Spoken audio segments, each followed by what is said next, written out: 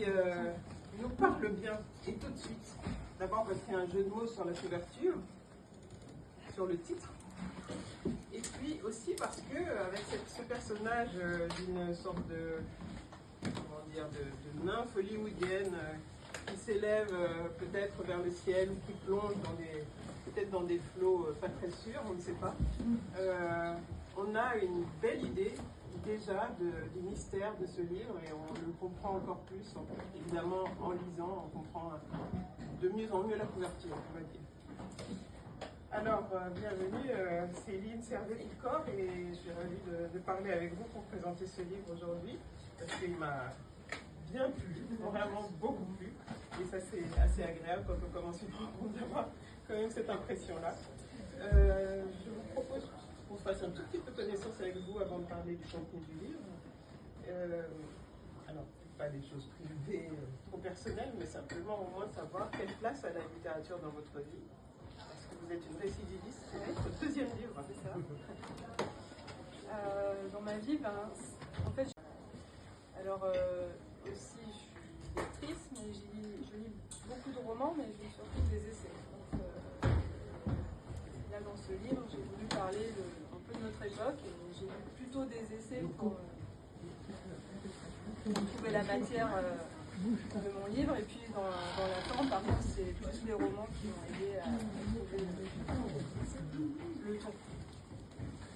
Et donc, vous avez commencé à écrire ce roman à partir d'une chose qui vous exaspérait, on va dire globalement, Oui. un domaine qu'on appelle globalement le développement personnel.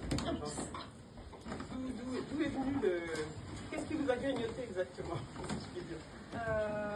C'est des expériences professionnelles, notamment quand je suis à la fin de mes études, et puis quand je suis rentrée sur le marché du travail, et puis aussi des expériences que je trouve très mauvaises, c'est mon point de vue, et du coup c'est un grand coup de gueule en fait, contre cette idéologie qui pervertit à mon sens les relations entre les personnes et qui gâche les vies, pour être très cru. Vous aviez déjà commencé dans un roman avant, à approcher le domaine, disons, de notre psyché, de la spiritualité. Alors, c'était pas tellement sur le thème du développement personnel, mais plus des thérapies en général. Là, il est question aussi beaucoup de thérapie, parce qu'on a l'impression qu'on est dans une société où il faut tous se guérir. Alors, on est tous thérapeutes les uns des autres, je sais pas, ou tous coachs les uns des autres. C'est cette ambiance thérapeutique que j'ai voulu aussi décrire et critiquer. Alors, quand on commence la lecture de ce livre, on découvre toute une petite galaxie, des personnages tout à fait divers, qui se présentent dans un roman choral, les uns après les autres. Et je vous propose, pour vous donner une idée, de vous lire le premier chapitre. Un jour, Alexandre le Grand leur raconta la parabole de la torche. L'homme qui prend la lumière au flambeau d'un autre ne le prive de rien. 2300 ans plus tard, à l'époque des enfants fleurs, Jean-Michel Dunstan entra à l'ashram Shivananda de Rishikesh en quête de l'éternelle vérité et d'un logement gratuit. Il mit la patience des yogis à si rude épreuve qu'il se fit expulser à coups de bâton. Avec ses hardes et sa guitare pour seul bagage, il reprit donc la route du hashish à l'envers, à travers l'Inde, le Pakistan, l'Iran, la Turquie, la Grèce, la Yougoslavie, l'Italie, jusqu'aux Cévennes. S'y trouvant bien, Swami Jean-Michel fonda une communauté autogérée dans un bois de chênes pubescent. Les biens étaient partagés comme les femmes. Sans l'eau courante, elle faisait la vaisselle en commun et enterrait les besoins. La communauté accueillait volontiers les gens du passage. Didier Carcabon, sur sa moto, y fit halte et y resta. Il méditait souvent sur des coussins multicolores dans les volutes parfumées de l'encens. Et lors d'un voyage immobile sous mescaline, un soir de juillet 1978, un esprit lui révéla qu'il était Huron. Il s'appelait Tawanoni, celui qui voit clair. Vêtu de peau qu'il tannait lui-même, il fabriquait pour les touristes des calumets, des attrape-rêves et de petits mocassins porte-clés en cuir de sèvres. Malgré sa différence, la communauté accepta avec bienveillance cette nouvelle identité. Tandis que Didier Kercabon n'avait jamais eu de succès, Stawanoni recevait dans son tipi les femmes préférées de Swami Jean-Michel. Parfois, il descendait au bourg, montrer ses tatouages à la femme du notaire. À la veillée, l'esprit du blaireau lui inspirait des poèmes. Il en fit un recueil que l'on peut encore trouver dans les librairies spécialisées. Un jour de printemps, Stawanoni descend au bourg sous les chênes verts. Sur le chemin familier de l'école, ses rangs de perles sonnaillent à faire fuir le gibier. Dans son bissac en peau de caribou, il amène de quoi réaliser des bâtons de pluie avec les enfants de l'accueil périscolaire, rouleau vide de papier toilette, sachet de lentilles et de riz. Il aperçoit Josette, la dame de cantine qui déballe un carton. Il lui lance « Salut Kewani, quelle belle journée !»« Crétin, arrête de m'appeler comme ça. Tu ferais mieux de retirer aussi tes plumes et tes breloques, sinon ils vont te virer. » Stawanoni reste interdit. Une des maîtresses traverse la cour devant lui en baissant les yeux, puis il aperçoit la directrice. « Que se passe-t-il ? » « Il va falloir que tu changes d'accoutrement, sinon la mairie ne va pas renouveler ton contrat. » « C'est une blague. Ça fait plus de 40 ans que Stawanoni s'habille comme ça. Stawanoni est Huron. Et puis d'abord, Stawanoni s'habille comme il veut. C'est de la discrimination. » « Arrête tes conneries, Didier. C'est pas toi la victime. On ne peut plus tolérer les déguisements irrespectueux dans l'école. C'est inapproprié et blessant pour les nations concernées. » Il s'écrie. « Didier est mort depuis longtemps. Stawanoni est vivant. Et il n'a pas d'autres vêtements. » « Tu fais comme tu veux, je t'aurais prévenu. » Ils vont trouver qui pour faire les animations, les ateliers d'artisanat, les lectures de contes et légendes, les séances de méditation? Ils ne peuvent pas virer Stawanoni comme ça. Stawanoni n'a pas assez de trimestres pour valider ses droits à la retraite. Transporté de fureur, il renverse un pot de fleurs d'un coup de mocassin et s'en retourne jusqu'à son tipi. Autour, les cahutes sont désertées depuis longtemps. Il ne peut compter sur personne. Malgré sa frugalité, il a besoin d'argent. De ce roman qui tout de suite nous fait sourire. Je peux vous dire qu'on peut même éclater de rire à certains moments. Et donc on a ces personnages, on va en parler un petit peu pour donner envie à tout le monde de le lire, j'espère. Donc, un peu tombé d'ailleurs, mais ils sont tous là-haut, hein, on va dire, tous là-haut, tous perchés. Et donc vous avez choisi d'avoir quelques phénomènes qui vont nous raconter cet autre phénomène du développement personnel, qui est quand même, un énorme domaine aujourd'hui. On sait qu'en édition, par exemple, c'est l'une des grosses ventes de l'édition. Le développement personnel est en plein développement, si je puis dire. Donc on va parler de Didier, qui en fait s'appelle donc Stawanoni. Oui. Racontez-nous comment chacun des personnages vous est venu. Il est venu à partir de l'ingénu de Voltaire, en fait. J'ai cherché un personnage complètement décalé et ce Didier Kercabon, c'est un des personnages de l'ingénu de Voltaire et il est venu comme ça.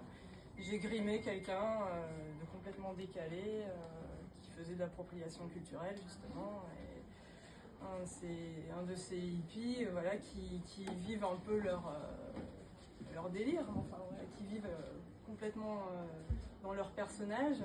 Et j'ai décidé d'écrire un personnage comme ça qui serait complètement en décalage avec son époque et à qui aujourd'hui on reproche de vivre son délire. Alors lui n'est pas dangereux. Il y en a d'autres un peu plus sérieux. On a par exemple Jade, anciennement Sandrine Laroche, devenue Jade. Oui. Elle est plus inquiétante. C'est une prêtresse, hein, oui, dans un espace commun qui s'appelle le champ des possibles. Où, à un moment donné, on va se rendre compte que les différents personnages convergent. C'est un personnage qui est plus représentatif des dérives vraiment sectaires, qui va avoir une emprise sur d'autres femmes qu'elle va attirer dans son montre, et puis qui est adepte des thérapies, du féminin sacré, et donc qui est formatrice de formatrice, parce que dans le coaching, dans le développement personnel, finalement les coachs sont thérapeutes, mais ils sont surtout coachs de coach, et ils enseignent aux autres des méthodes pour qu'eux-mêmes ils enseignent d'autres méthodes, ces méthodes-là, et finalement on se demande jusqu'à quand ça va aller, parce qu'à un moment, une fois que tout le monde sera converti, il n'y aura plus grand monde à convertir, mais voilà, ça marche comme ça.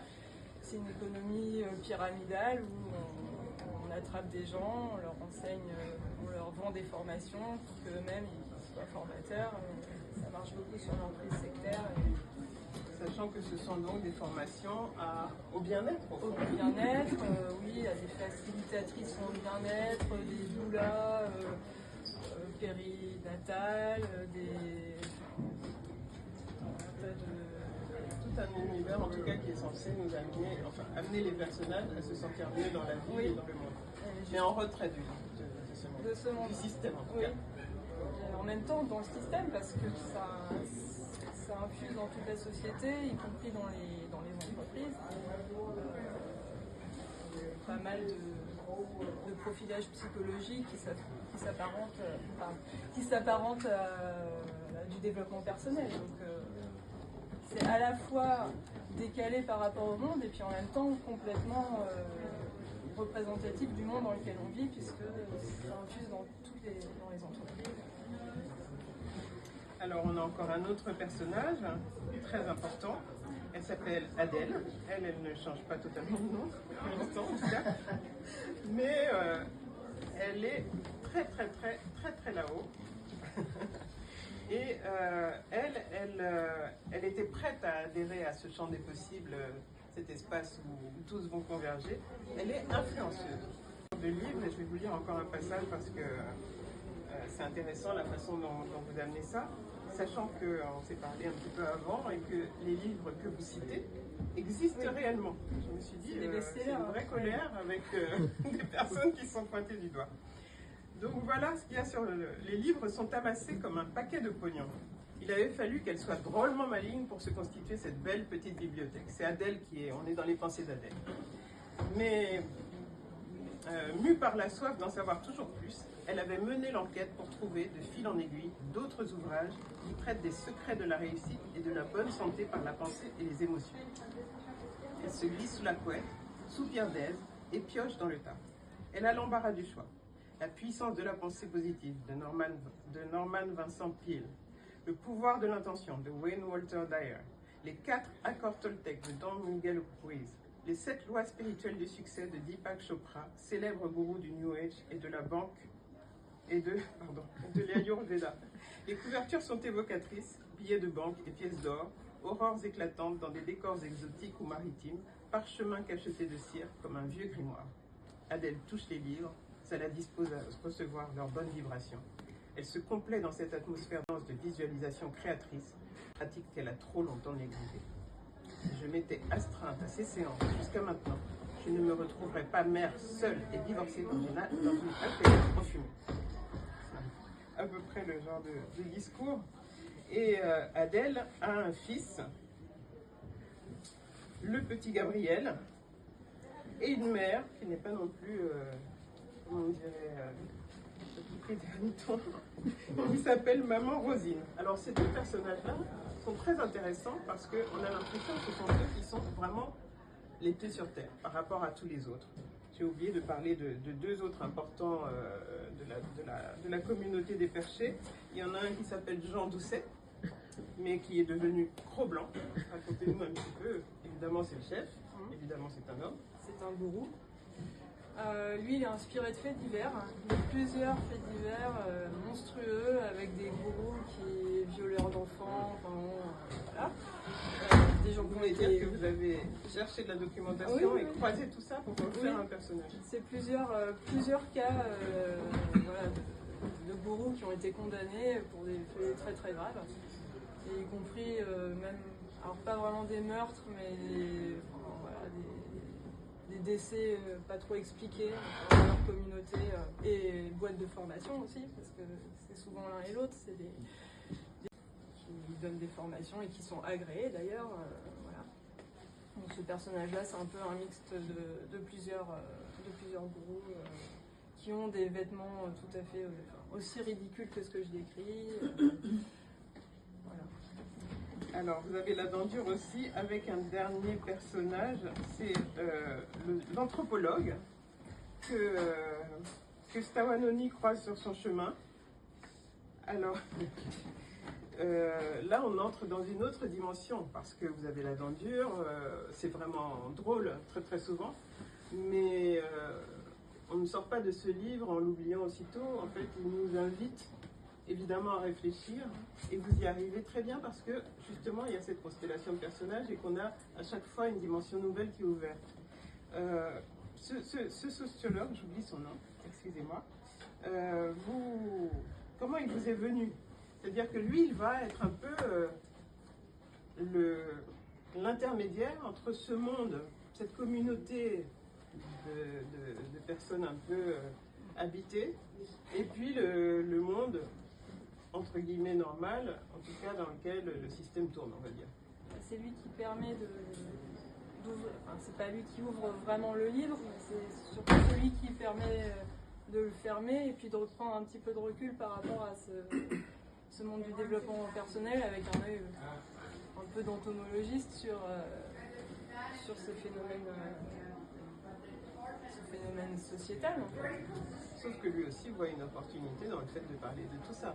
Bah, oui, parce que chacun essaye d'avoir sa petite place au soleil. Oui, c'est vrai que c'est une opportunité de publication pour un universitaire qui est en difficulté dans son travail en plus. Alors je voudrais juste trouver peut-être un extrait, on va revenir à ça après. Alors ces personnages, Gabriel et sa grand-mère, donc Gabriel est un garçon d'une dizaine d'années, qui lui aussi s'exprime, puisque chapitre après chapitre, chaque personnage on ressent l'intériorité de chaque personnage. Gabriel raconte son environnement, sa mère perchée, et sa grand-mère qui ne l'est pas du tout, mais qui, elle, a tellement les pieds sur terre qu'elle en est presque beauf, j'ai envie de dire.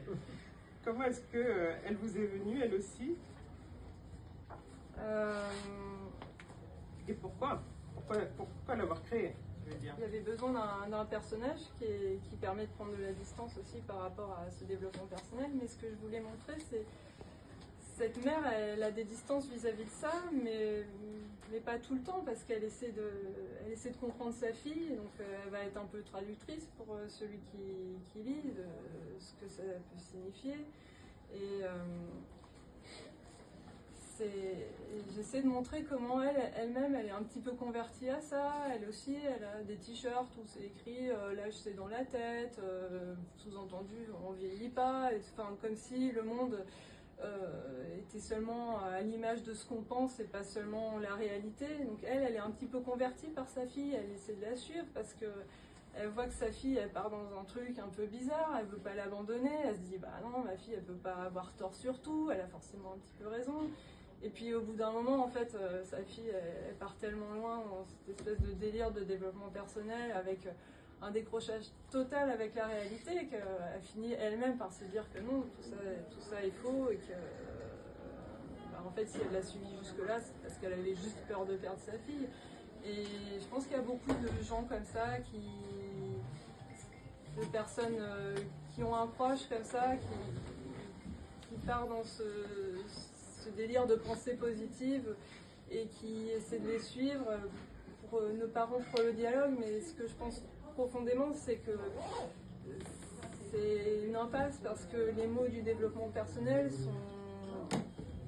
sont orwelliens. En fait, c'est une novlangue qui fait que les mots comme le pardon, la compassion, l'empathie sont des mots complètement pervertis et on parle pas de la même chose quand on parle français et quand on parle pensée positive ou développement personnel. Ce qui n'est pas dit, c'est qu'on a évidemment des événements. Le premier étant une explosion. Donc ça commence très fort quand même. Les particules sont dans l'air au début. Et puis à la fin, on ne va pas vous le dire parce que sinon ce serait dévoiler trop de choses. Mais à la fin, en tout cas, on sait que Gabriel malgré son nom d'ange et son statut d'enfant, va être l'objet d'une prédation. Et c'est là que le livre est tout particulièrement intéressant, c'est qu'on voit bien qu'il s'agit aussi non seulement de se trouver soi-même, mais d'asseoir son pouvoir d'une manière ou d'une autre pour chacun des personnages. Expliquez-nous comment vous avez... Enfin, je pense que c'était ça aussi que vous vouliez montrer. J'ai voulu... Oui.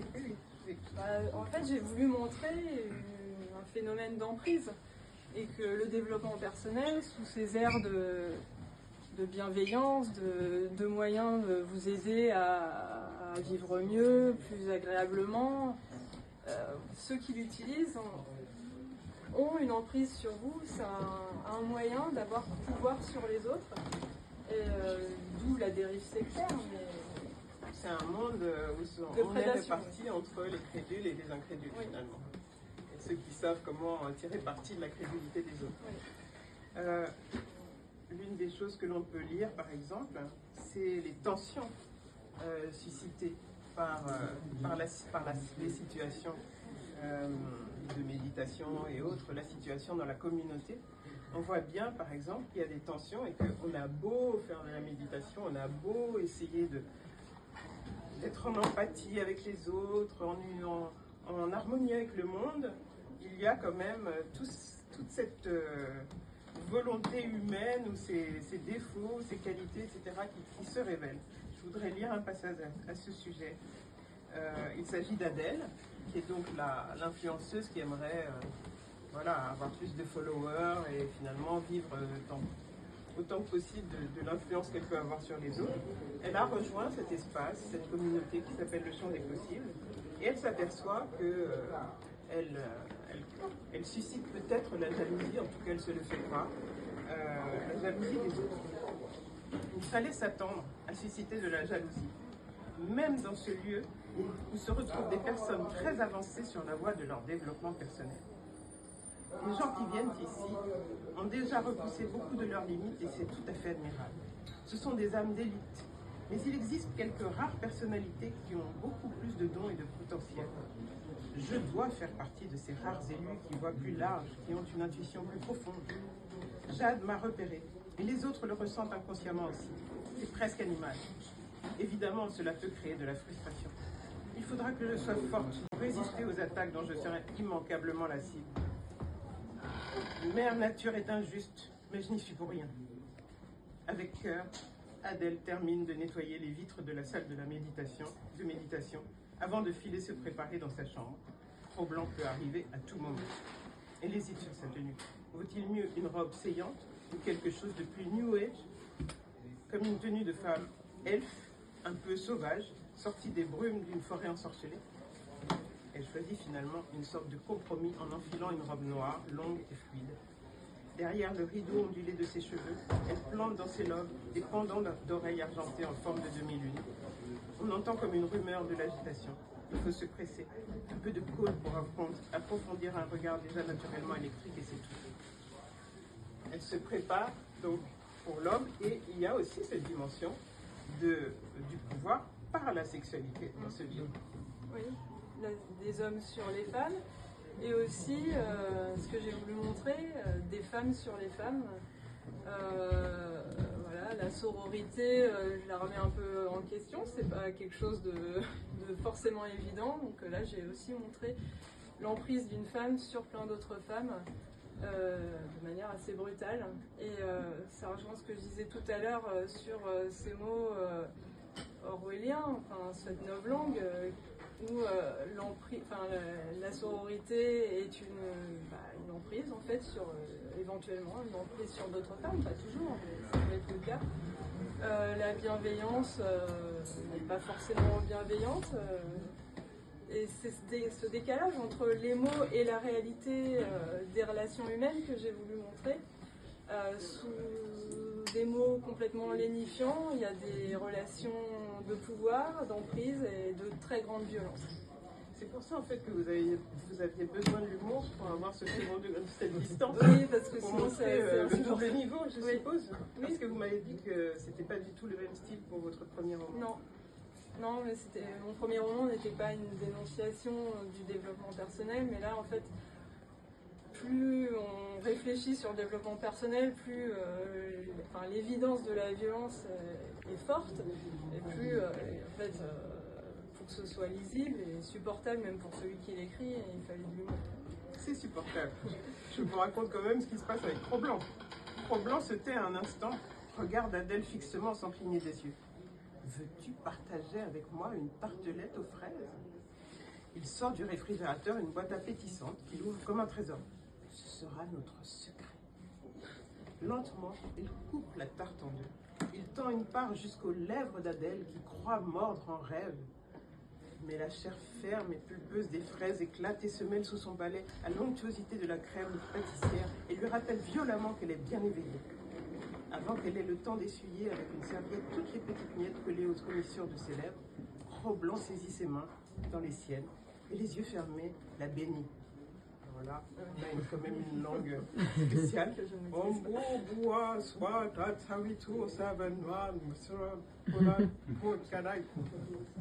Tous les chakras ouverts, Adèle frise l'orgasme du plexus solaire et suit docilement Cro-Blanc jusqu'à sa maison, située elle aussi dans le domaine de l'ancienne commanderie, à côté de l'hôtellerie. Bandant les muscles de ses bras, Cro-Blanc ouvre le tiroir un peu raide d'une commode de style indien. Il écarte un best-seller de Swami Jean-Michel et sort une image cartonnée qu'il dépose sur la table basse en rotin. Des statuettes, des pierres, des objets cultuels du monde entier, des photos forts et de lourds parfums saturent le salon.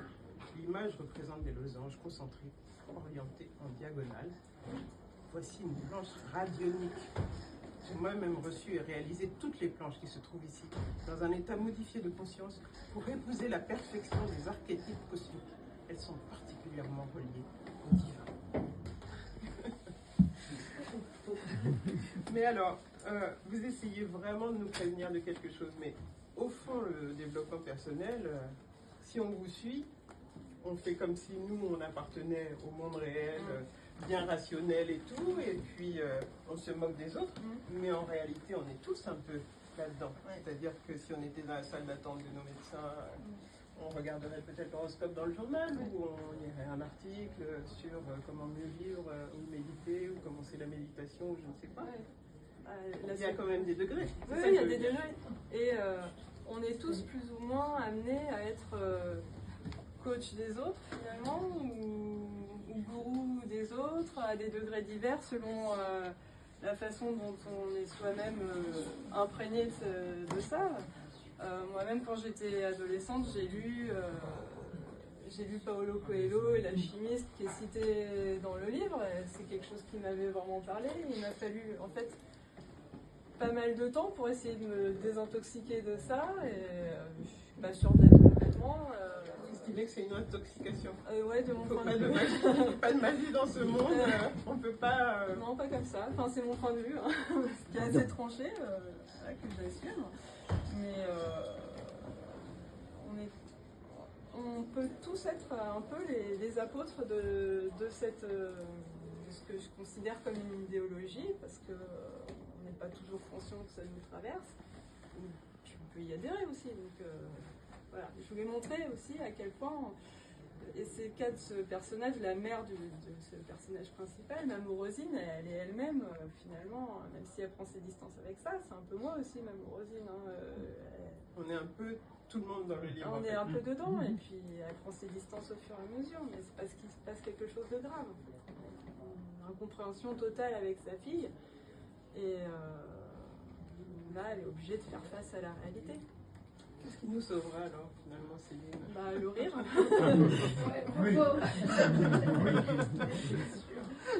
Et est-ce que vous pensez que votre livre va se retrouver sur les rayonnages de bibliothèque avec ceux de...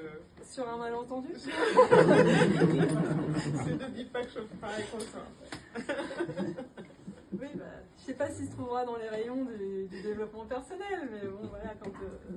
c'est vrai que si on discute avec des libraires et qu'on regarde la 4e de couverture, voilà, peut-être que... Je suis en confusion. Une question, c'était devant. Mais justement, je voulais donner la parole aux personnes qui sont présentes. Vraiment, c'est pas pour eux. Il est remarquable tout est juste avec beaucoup de sourire, sans que ce soit caricatural. Voilà, Ah, c'est subtil. il est subtil, mais vraiment, je suis à 100% de tout ce que vous avez écrit. Donc vraiment, c'est pour ça que je suis venue, je voulais vraiment le dire. C'est remarquable. Entre la psychologie et le yoga, vous n'êtes pas très loin de toutes ces C'est bien choses. de ça. Je me permets d'intervenir et de dire positivement tout ce que je pense de ce livre. Vraiment, ça, faut le prendre. On le lit, alors là, c'est un grand plaisir.